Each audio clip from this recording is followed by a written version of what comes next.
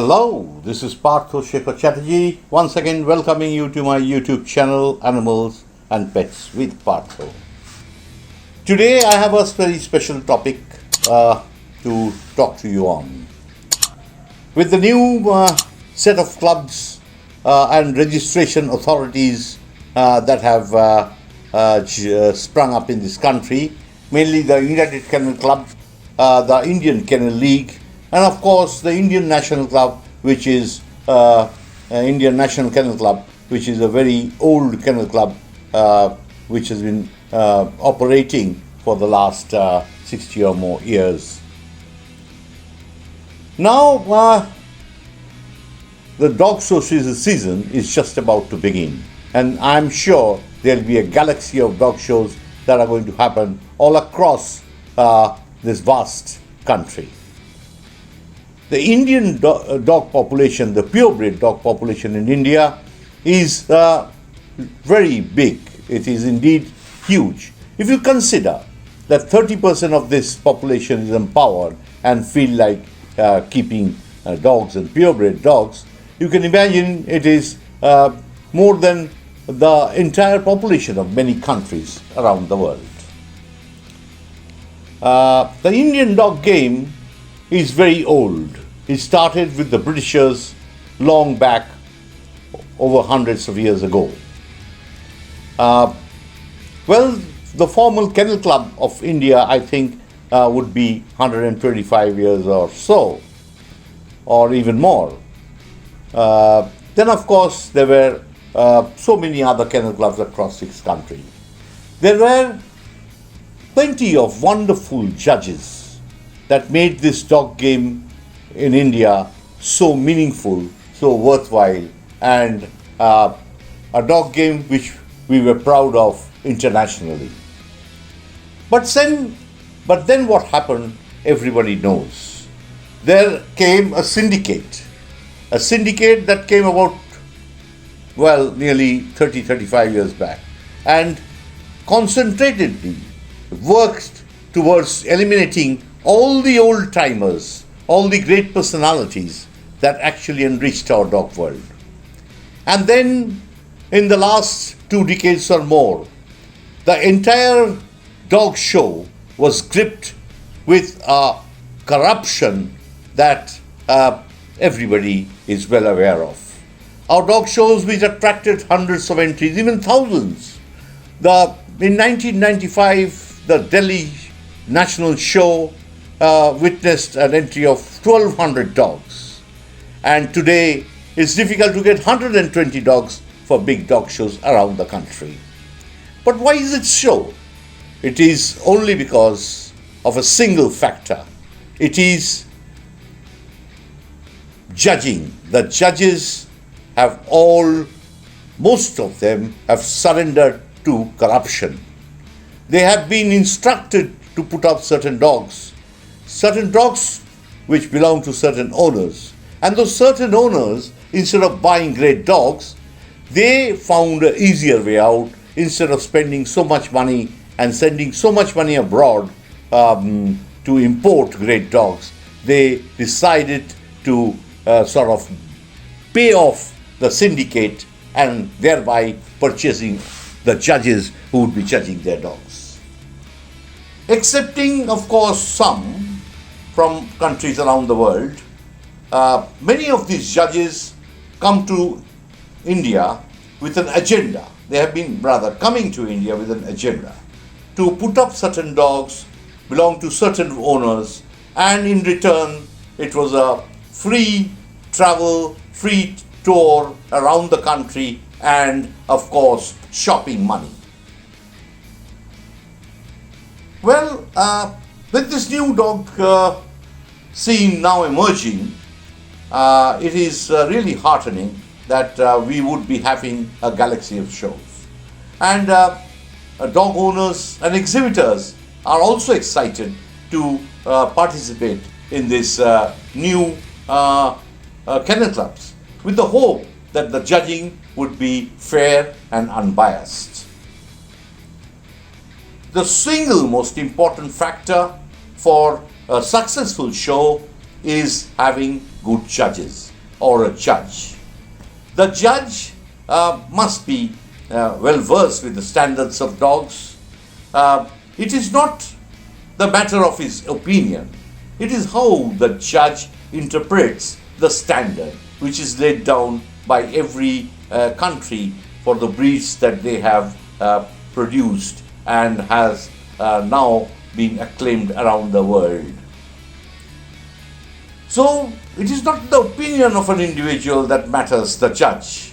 It is how you are able to understand and interpret the standard, and thereby your judging should be meaningful and understandable by the exhibitors who come with their dogs. Around the world, there are many judges who are very well known and are great judges. And whenever their names appear on a judging panel, it attracts more attention, more more entries for that show. So those are these judges. Actually, they have worked to gain such confidence of the exhibitors. Now, say you have all these great judges judging, so there will be hardly any change in the quality of judging. You will see that most of the top winners they would agree on. Most of the placings would be agreed upon. Now, with this this being the truth, which means if all judges judged alike, then there would be only a few winners and rest all losers.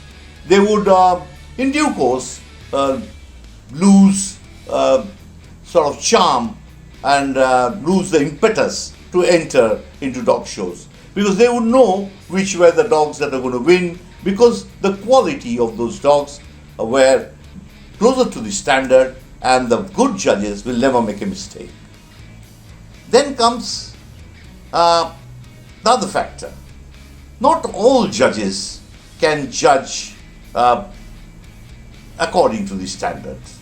There are some inconsistency judging, or call it bad judging, that actually keeps the dog game going. So that's those factors, that sometimes there will be judges who will put up the wrong dogs, and those dogs would have beaten some great winners. This happens. Now these things actually keep more and more entries coming to dog shows. So this uncertainty factor where you have a bad judge. But if you fix all your shows and the bad judging overtakes the good judging, then what happens? You have all the wrong dogs winning, and the right dogs will never get justice. So what happens? The dog shows lose popularity, and that is what has happened to this country. Anyway, I see light at the end of the tunnel. I see the Indian dog game will soon start to flourish and grow. With the syndicate now have to combat with court cases. Of course, they are fighting these court cases with public money. And it's lakhs and lakhs of rupees that have been spent just for court cases to justify the syndicates' actions, and what they have been doing, and how they have been looting this dog game, just to justify and quieten the genuine complainants, people who raised their voice against this massive corruption. The syndicate decided to start court cases. And these court cases resulted in lakhs and lakhs of rupees going down the drain and not coming to the benefit of the dog lovers. Anyway, every thing must end. Every bad thing has to end someday. So I think the time has come where the syndicate will have to give in to the demands of the dog lovers of this country. I'm sure there are plenty of potential judges, plenty of opportunities for the new upcoming dog lovers to fulfill their dreams, to be recognized as good traders, obedience judges.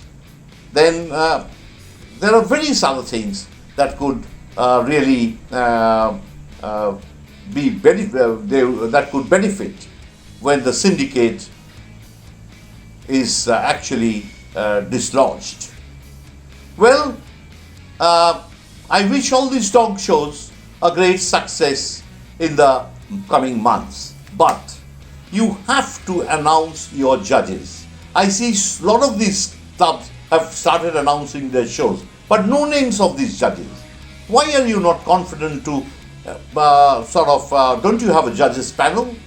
You must find out, you must decide upon the judge, which is the single most important factor for attracting exhibitors, discerning exhibitors, exhibitors who are concerned as to under whom their good dogs they're going to take for adjudication. So the name of judges will give confidence to the exhibitors, and when they find out in today's world with the social media as to how good the judge is, how unbiased the person is, and whether they're going to get justice or not.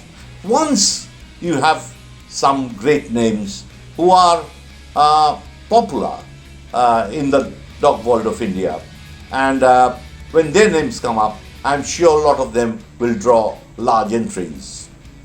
So you must announce the judges when you announce your shows, and people then plan to travel whether they will go or not. If you do not put the judge's name, I am sure a lot of exhibitors, even if they finally get a good judge judging those shows, they won't be able to make it because they have not planned. They had no time to plan.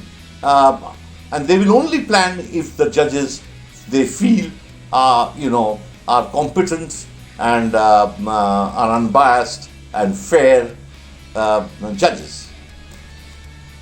So with this I'll end. I shall come up with the topic of how a good judge is made.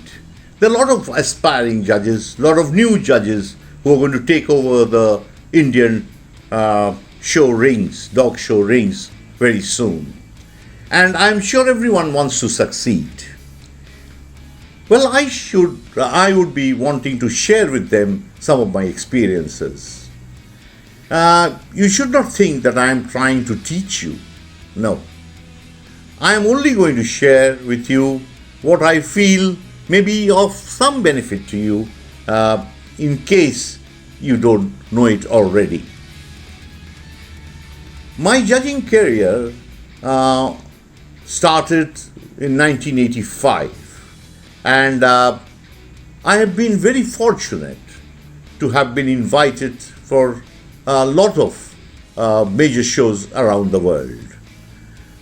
Namely, I will just mention only a very few. I have judged 3 Australian Royal shows, namely the Melbourne Royal in 1989, the Brisbane Royal in 2000, the Brisbane Royal in 2000 and the Hobart Royal in 2004. Apart from this, I have judged many other major FCI and other big shows in countries like Australia, South Africa, Philippines, then Thailand, in Europe, and many other countries around the world. Well, till then, till my next episode, I would like to say goodbye, but I would request you, because we are getting interesting now with the dog show scene coming, and a lot of information that I'm going to share about a lot of your new judges, new dog shows, new information about where, when, how the dog shows are being conducted. So stay tuned to my YouTube channel, Animals and Pets with Partha. Subscribe to my channel, Click on the bell button to get notified for every upload that we do, and also share with animal lovers, especially dog lovers, because soon the dog show scene is going to get hot and you will want to know a lot about these shows. I will try to cover or videograph, do vlogs on some of the shows that will be happening around the country. And bye and good night. See you again soon with my next episode. Bye.